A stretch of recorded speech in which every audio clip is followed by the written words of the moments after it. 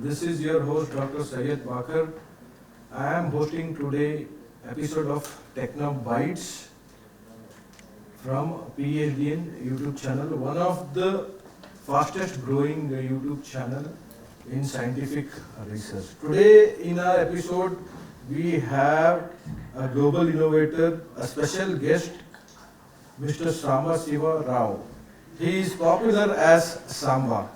He is well known in his professional circle, especially in Unix Linux system administrator. So over the past 8 years, he has been working on different aspects of uh, management and AI sciences. Some of his experience can be gauged with Red Hat, Solaris, AIX, etc. He holds a master degree in computer science from University of Illinois and has contributed to groundbreaking projects like AI assistant, predictive patching frameworks, and smart DAS, a diagnostic device.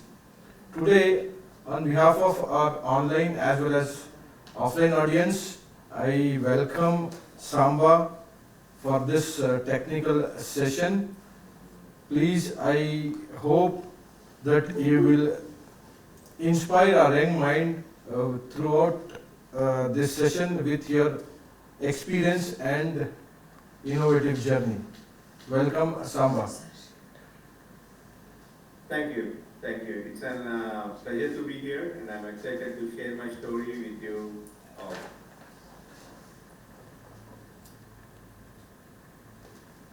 Samba, please 2 minutes. Sure. Okay, once again, I would like to welcome Samba to Technobites 2025. It's an honor to have you on this episode.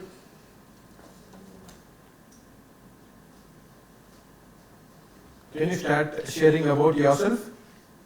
Let's start with your early career. How did you start and what inspired you to choose this? Yeah, my early career was a deep dive into the core of enterprise computing, working with platforms like Red Hat, Solaris, and high availability Unix Linux clusters taught me two key things. First, the reliability and scalability are non-negotiable in mission-critical environment. And second, that the real magic happens when you integrate systems holistically. Unix and Linux forced me to think in terms of modularity, scripting, and automation long before the word DevOps was found. Those same principles, process isolation, resource efficiency, and distributed processing are the backbone of modern AI and automation pipelines. So when I transitioned into AI-driven solutions, I already had a playbook for building resilient systems that can adapt, recover, and scale in real time. So it wasn't just a shift in the technology, but it was an evolution of the same engineering mindset. That's nice. And when did you realize that AI could be a game changer in system administration? The turning point came around the time I was managing large-scale Unix Linux environments, where uptime was measured not in hours, but in years. We would see patterns, subtle log anomalies, CPU usage spikes, these input-output fluctuations that hinted at problems long before they became incidents. Traditionally, you would never need an experienced system admin to spot those patterns, and even then, it was manual time-consuming process. But when I started experimenting with AI models to analyze historical system telemetry, the results were eye-opening. We could predict failures hours or even days in advance, automate preventive actions, and in some cases, complete we can eliminate downtime. That's when it clicked.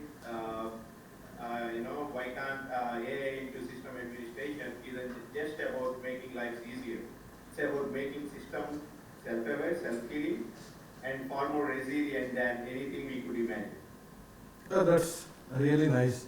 And how about your AI-assisted predictive patching framework, which has really gained lots of attention across the globe? How would you present that to our audience? Sure, the AI-assisted predictive patching framework was born out of a simple but expensive problem. Because the most critical system outages or system security incidents happen not because patches doesn't exist, but because they aren't applied in time or they are applied in a way that causes new problems. What my framework does is combine system telemetry, security, advisories, and historical past behavior to create a risk profile for every update. AI models then predict not only when a patch should be applied, but also how it will behave in that specific environment. This means we can schedule patches during low impact windows, anticipate dependencies, and even stimulate the path in a sandbox even before it touches the production. That's incredible. And what do you think? What do you think the major challenges are in getting organization to adopt it? Absolutely. The biggest challenge wasn't the technology, it was the mindset. Many organizations were used to fix batch cycles and manual sign-offs because that's how it's always been done. Moving to an AI-driven, predictive model required trust, and trust in AI doesn't come overnight. We have to prove that through pilot programs that the framework would consistently predict issues, reduce downtime, and not introduce new risks. Another hurdle was integration at enterprises have complex heterogeneous environments, so the framework had to across Unix, Linux, and even legacy systems without forcing a full overhaul. Once teams saw the early wins, patches applied with zero impact, vulnerabilities created before exploitation, Windows shifted from skepticism to advocacy. In fact, some of the strongest champions were the same system admins who were most practical at the start. They realized this wasn't replacing them. This was amplifying their ability to keep systems safe and stable. Superb. Now, the most interesting part of this session, one of my favorite. Like when I was preparing this for your script, I saw one of your innovation which has created a global impact. Can you guess? You have been as an innovator for so many other products, but which is your favorite? Which you feel that it is creating a huge impact across the globe? My favorite is BioAgeSense. What inspired you? How did you create this? And how does this BioAgeSense can contribute to the society? Yeah, absolutely. BioAgeSense came from a very personal question. What if we could measure not just how old we are chronologically, but how old our body really is biological, and then act on that information to extend health years of life. The modern AI integrates with multimodal biomarkers, including genomic data, tritonomics, metabolic indicators, and psychological parameters like heart rate variability and inflammatory markers. By training on large-scale conditional longitudinal health data sets, BioAgeSense can generate a highly individual biological age score and identify which factors are accelerating or slowing your aging process. The societal impact could be enormous. Imagine public health programs that can detect early signs of accelerated aging decades before disease onset, or insurance models that reward healthy biological age maintenance. It also has implication in personalized medicine, where targeted lifestyle interventions, nutrition plans, or therapies would be guided by an individual's unique aging profile. My vision is simple, shift healthcare from reactive treatment to proactive preservation of health. If we can help to stay biologically younger for longer, we are not just adding years to our life, we are just adding quality to those years. Perfect, perfect. It is really a good thought. It is just not just a tech sake, it is for social benefit. It is like bringing science to the society. And what do you think, how exactly this technology can be a driving force among the community, apart from it being an AI-driven tool? Exactly. The technology is just like the vehicle. The real goal is improving people's lives in measurable, lasting way.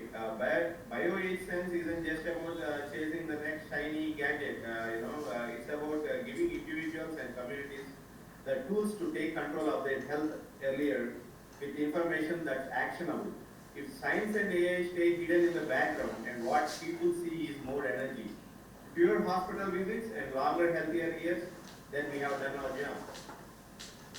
That's nice. And I have been seeing your profile, and from very long time, more than 10 years, you have been a role model and invited speaker, a global recognized figure.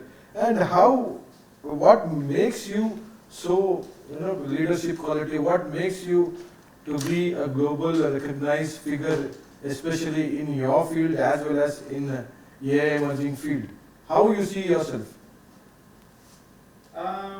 There have been like so many memorable moments, but a few really stand out. At one international AI and healthcare summit, I remember a young researcher approaching me after my talk on predictive health analytics.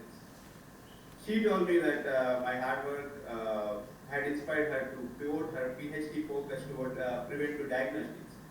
Moments like that remind me why sharing knowledge matters. It's not just about presenting your work, it's about sparking new ideas into others. As a jury member, one of my favorite experiences was evaluating a early stage innovation from a startup in a rural healthcare. They were using simple, low-cost sensors to bring critical diagnostics to village with no lab facilities. The ingenuity and social impact were incredible, and it reinforced my belief that the next breakthrough can come from anywhere. And as a panelist, I have always enjoyed the unpredictability, those unscripted moments, when someone in the audience challenges you with a question you have never considered. That's when the real dialogue happens and you walk away with as much insight as you have shared. That's more like an influencer. You have been inspiring, especially the younger generation, in order to convert the thoughts into the betterment of the society.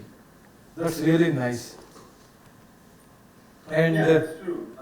yeah. Go ahead. That's true. And honestly, it's one of the most fulfilling aspects of my work. Technology by itself is just a tool, but when you influence how people think about using it, you create a ripple effect. My focus has always been to encourage a shift from asking, what can this technology do, to how can it meaningfully improve lives. In both enterprise infrastructure and AI-powered health solutions, I have seen that the greatest breakthroughs come from where we combine technical capability with human-centered thinking. If people walk away seeing AI not just as a buzzword, but as a partner in solving the critical challenges, then we have achieved something far more valuable than just a new piece of software or hardware. That is really good. And what if you had to name three tech trends that will truly define the next 5 years or upcoming generation? What would be? My first one would be autonomous AI systems that can self-manage and self-heal, especially in cloud and enterprise environments. We are heading towards infrastructure that can predict failures and fix them before users even notice. And the second would be hyper-personalized healthcare powered by continuous biometric sensing and AI analytics. Devices will not just monitor but actively guide people towards better health decisions in real time. And the third one would be the convergence of edge computing and privacy preserving AI. We'll see more processing happening directly on devices, reducing latency and improving security, and giving users more control over their data. These three trends will blur the lines between technology, daily life, and personal well-being too. That is so inspiring.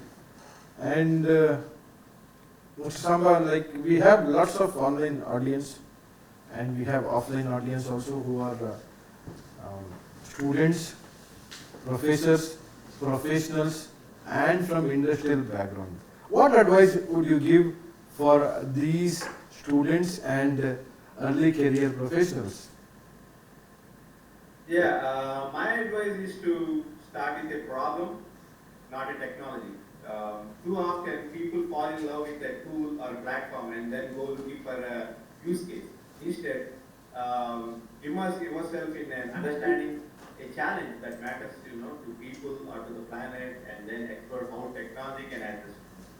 Second, build a strong foundation in fundamentals, where whether it's AI, cloud systems, or biosensing, the tools will be keeping evolving, but your ability to think critically and adapt will be, what sets you apart. Finally, surround yourself with diverse perspectives. Some of the most impactful ideas have come from conversations outside our own field. Right? Innovation happens when you connect dots others don't see, and that requires curiosity, empathy, and a willingness to learn from anyone. Perfect. And now most of the audience are eager to ask questions and share their, they have some doubts or they want to get inspired from your talk. Now let's move on to the interaction with the audience. Thank you, sir, for your wonderful talk. I have one question. You have spent years mastering Unix and enterprise grade system before moving to AI.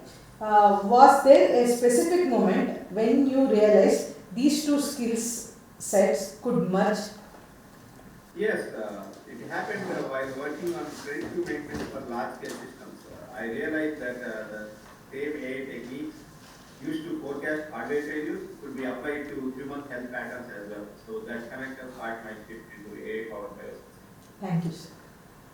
Sir, with BioAgeSense, how do you ensure accuracy when working with such diverse data sources like genomics, proteomics, and physiological matrices? We use a multi-layer AI pipeline. Each data type is processed by a specialized model first, and then the outputs are combined into a meta-learning framework.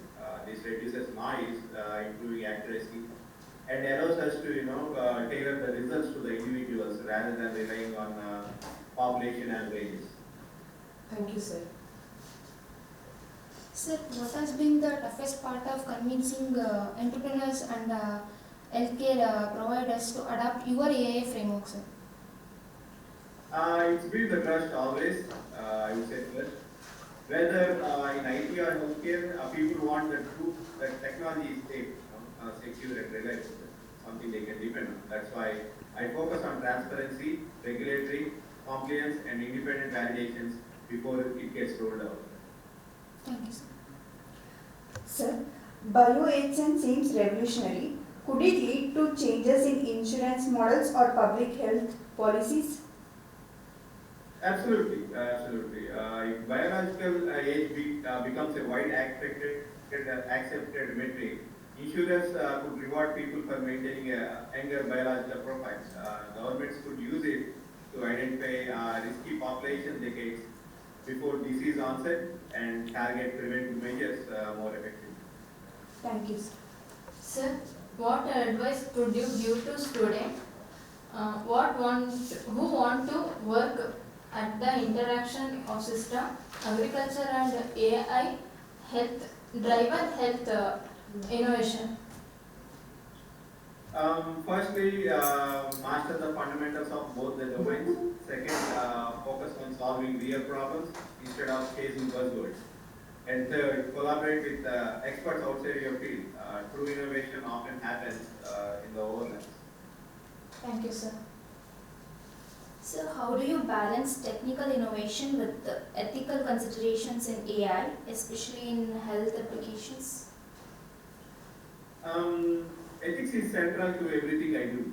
For health AI, we follow strict data privacy protocols, ensure transparency in productions, and involve clinicians in every decision loop. Technology should empower people, not put them at risk. Thank you, sir. Have there been any results or discoveries while working on BioAgeSense? Yeah. One surprising outcome was identifying lifestyle factors that had a bigger impact on biological age than previously thought. For example, small variations in sleep patterns or stress levels were sometimes more predictive than diet alone.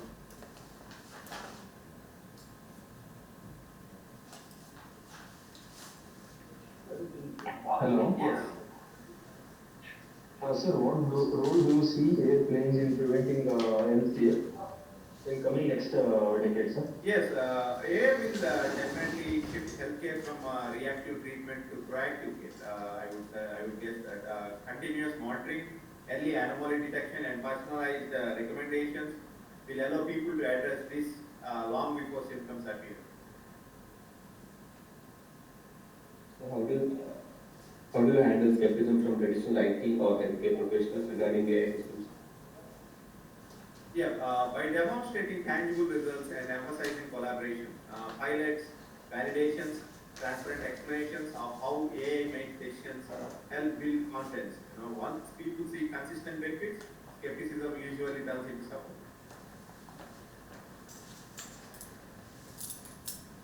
Thank you so much. I hope it was a really informative interaction with the audience. I have one personal question to Mr. Samba. What do you think, when can we expect BioAgeSense in the market, and are there any companies approached you or you have approached anybody for collaboration? What is the status of your BioAgeSense? Yeah, we are mostly working on it, so we can expect it soon. Ah, that's nice. Our team is working really soon. Yeah. So Samba, I think it was really nice to have you here on Technobites, organized by PhDIans, one of the fastest growing consortium across the globe, especially for researchers and professionals who are working in different aspects of science. So it was really honor to have you on this episode. We are really excited to see your BioAgeSense in the market as early as possible. Thank you so much. Thank you so much. It's been a pleasure sharing my journey with you and your audience. I hope our conversations spark some curiosity and inspires more people to explore how technology can make a real difference in society. The future is full of opportunities, and I'm excited to see the next generation of innovators, like how they will shape. Thank you. Audience, I hope this session has inspired each and everyone. With this, let me conclude this podcast, and I wish you all the very best. I hope that Mr. Samba will inspire young minds in near future as well. Thank you, everyone. Have a nice career ahead.